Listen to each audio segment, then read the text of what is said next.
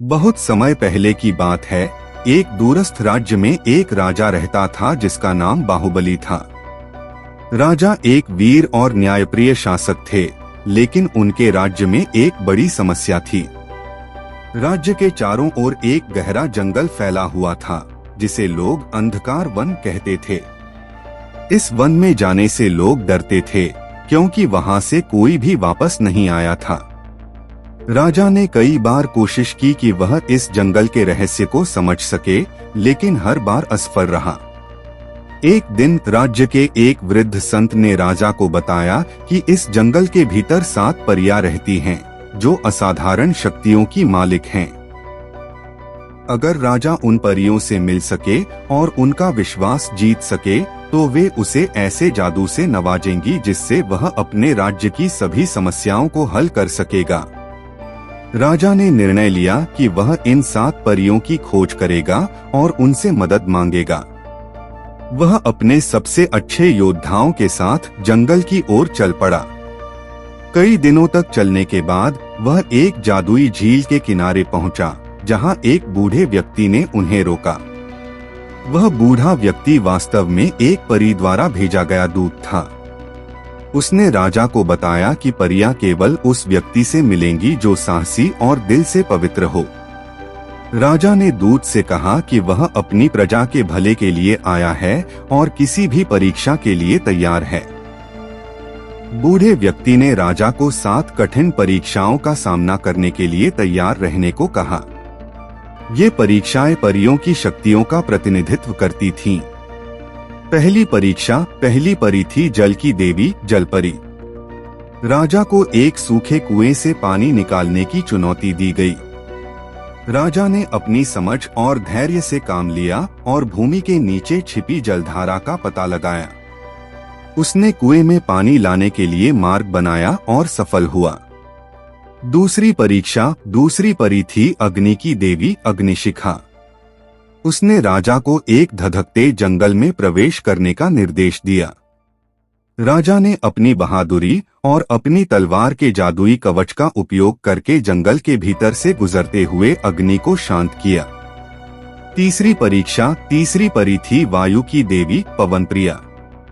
उसने राजा को एक तूफानी पहाड़ी पर चढ़ने की चुनौती दी। राजा ने अपनी शक्ति और दृढ़ निश्चय से उस तूफान का सामना किया और बिना रुके पहाड़ी की चोटी तक पहुंचा। चौथी परी थी पृथ्वी की देवी भूमिप्रिया। उसने राजा को एक बंजर भूमि को हरी भरी बनाने का कार्य दिया।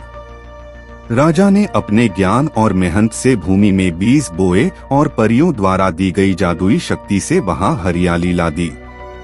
पांचवी परी थी आकाश की देवी तारामती। उसने राजा को एक गहरे अंधकार में अपने रास्ते को खोजने की चुनौती दी। राजा ने अपनी आस्था और संकल्प के बल पर आकाश में तारों का मार्गदर्शन प्राप्त किया और सही रास्ता पाया। छठी परी थी संगीत की देवी सुरंजना।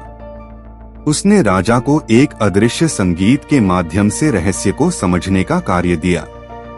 राजा ने अपनी संवेदनशीलता और ध्यान से उस अदृश्य संगीत को सुना और उसकी धुन पर चलकर परियों के निवास तक पहुंच गया।